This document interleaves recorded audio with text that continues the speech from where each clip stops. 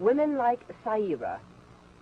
She is 16 years old, a widow, and pregnant with a child of a Pakistani soldier. Like thousands of women throughout Bangladesh, she is carrying a child she does not want. She says that her husband was in the Mukti Bahini. He was a commander of the force, in the village. And this army people were looking for him, and they had broken into her house to take him away, actually. And when they were dragging him out of the house, she started screaming and protesting and crying, trying to hold back her husband. And one of them turned back and raped her in front of her husband. I know what I would do, but you know what?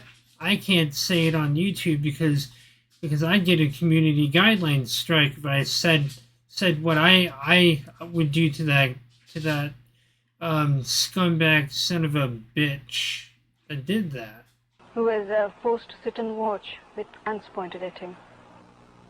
And later on she Like says many that women she who were didn't raped by Pakistani soldiers, Saira is in disgrace among her people. Her parents take care of her, but they are certain that no man will ever marry her. Since January, many of the women ravaged by the Pakistani troops have been living in this house. They're being cared for by a government-sponsored women's rehabilitation group. Almost all of the women here are pregnant. They are very young, some only 13 years old. In a few cases, their parents have abandoned them. In others, their husbands have rejected them. About 70 have had abortions, and those who have had their babies plan to give them away. The people who control like female sexual reproduction will also go to great lengths to control male sexual reproduction, or at the very least, they will make that they'll make sure that there is a justification for it, whether they intended that or not. Most of the girls here were held prisoner by the Pakistani troops in the army barracks. For weeks, each day and each night, they were forced to submit to whatever the soldiers demanded. Those who know what I'm talking about, I would frag every last one of these scumbag pieces of crap soldiers that did what is described in this text before you. This is Rushanara, 14 years old and 7 months pregnant. She was abducted from her home in Dhaka and taken to the army barracks where she remained for 3 months. She says there were nights when as many as 30 soldiers forced themselves on her. I mean, why do you think I reject the Abrahamic religions? Is because that is embedded in those religions. It's the same crap the Japanese did during World War II, where they took young girls and they abused them.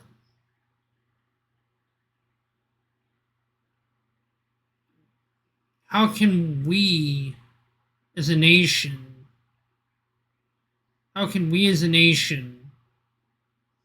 condemn those acts and push this idea that we're a Christian nation? Because that goes antithetical to what our country was built upon. Our country was not built upon Judeo-Christian values, or at least not entirely.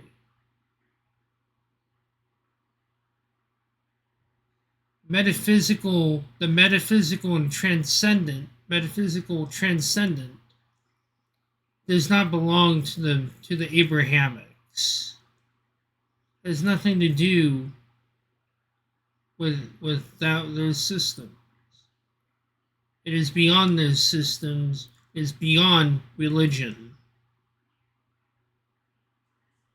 It is in the realm of pure metaphysics. And then we have people being intimidated for speaking out against like these grooming gangs in Pakistan. I was on your show last Monday, same time practically. I came off, there was a fantastic response from the public. I was really, my heart was warmed by the support and outreach that I received from those that either didn't know what had been going on in Telford for decades. Up to 1,000 girls had been reported to have been abused by grooming gangs since the 1980s, or those that had no idea that it could potentially still be going on, and the scale of police, council and social services failings. I went back home, I went back to Telford, and the next day around lunchtime, 2 police officers banged on my door demanding that I speak to them about my interview. Really? So the police who have done nothing for the entire 3rd millennium to date suddenly were roused to activity by you going on television. Yeah, they told me that they had gone round to all of the addresses they had on file for me. They had gone to my previous home addresses, the different accommodations that I'd stayed at looking for me, and eventually they located me. They hunted me down, they tracked me, banged on my door. Not too different to when they're knocking on the door of a perpetrator, of a potential criminal. I was on FaceTime to my friend at the time, who said to me afterwards, "I genuinely thought you were going to get arrested from the way that they were talking to you." They told me that, quote unquote, when you go on GB News and talk about grooming gangs in Telford, it's our duty to follow up with you. That's not actually true, is it? No. So the police are, among other things, lying to you. It's funny, I said to them at the time, it was funny that they did absolutely nothing to bring my accusers to justice, but when I went on national TV, my abusers to justice, but when I went on national TV and talked about the industrial scale of their failings and their inaction in bringing to justice the perpetrators of vile rape, grooming, sexual assault and child sex crimes in Telford, that they are suddenly spurred into action to come and knock on my door and intimidate me into silence. It's pretty pathetic, these big butch coppers being so insecure that you going on TV and criticising them can drive them into action that they otherwise haven't taken for decades. Do you know who actually ordered up this, I guess raid is the word for it? I have absolutely no idea. I know that it was two police officers from the CSE team that knocked on my door. They said they had been working for the force for a year and 6 months respectively, and they were, quote unquote, trying to make a difference. I don't know what difference they were making by going after a victim rather than the perpetrators, those that have been systematically raping, abusing, grooming and passing girls round for decades. Hell, criticizing these groomers and these people spouting all this Allah snack bar. You know the word I can't say on YouTube. God is great. Let's just put it that way.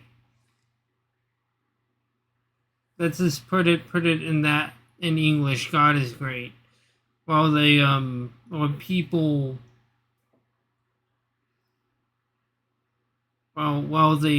pillage and destroy. And this probably a similar thing happened in the Roman Empire over a gradual period of time. It's kind of interesting how history is repeating itself. And I'm not going to be surprised when these people go into the museums and they destroy all the priceless art. When these uncultured swine of civilizers are done raping and pillaging the country, they'll destroy the art. They'll destroy the culture. Because culture, in their eyes, is satanic. Culture in their eyes is satanic. And Christianity is not the answer to Islam. Christianity did the same fucking thing that the Mohammedans did.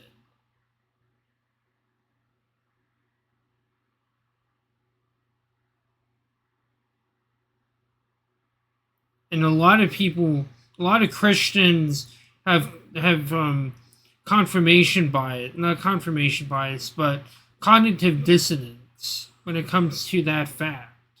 A lot of them deny that because they've been fed that we're the religion, that we were the enlightened ones.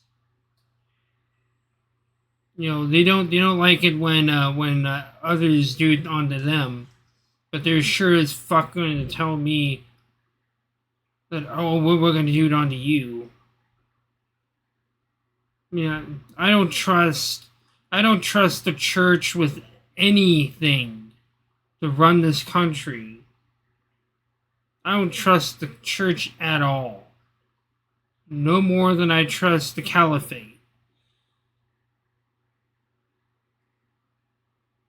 And I basically have been turned against the idea of being theocratic in all ways. I honestly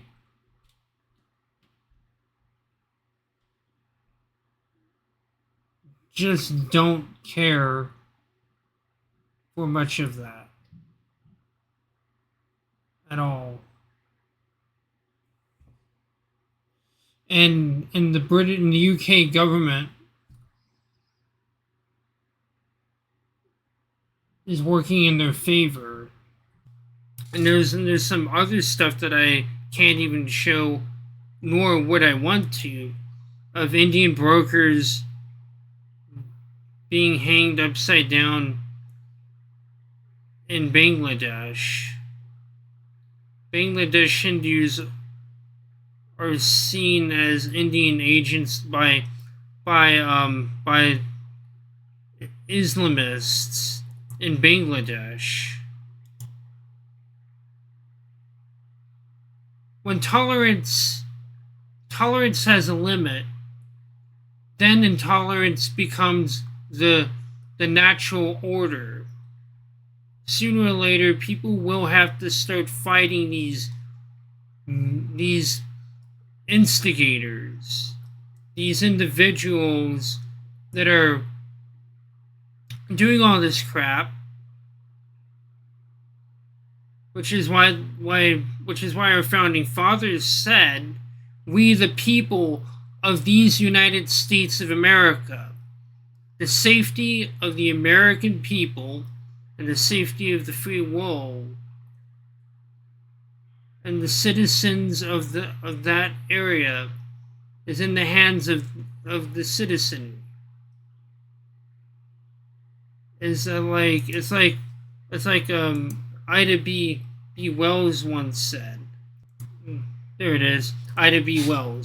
The lesson this teaches, and which every Afro-American should ponder well, is that a Winchester rifle should have a place of honor in every black home, and it should be used for that protection which this law refuses to give. When the white man, who is always the aggressor, knows he runs as great risk of bringing the dust of every time his Afro-American victim does, he will have greater respect for Afro-American life. The more the Afro-American yields and cringes and begs, the more he has to do so, the more he is insulted, outraged, and lynched.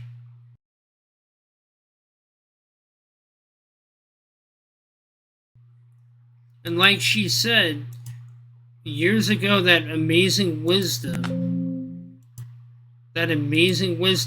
from all those years ago, People need to learn to keep in mind.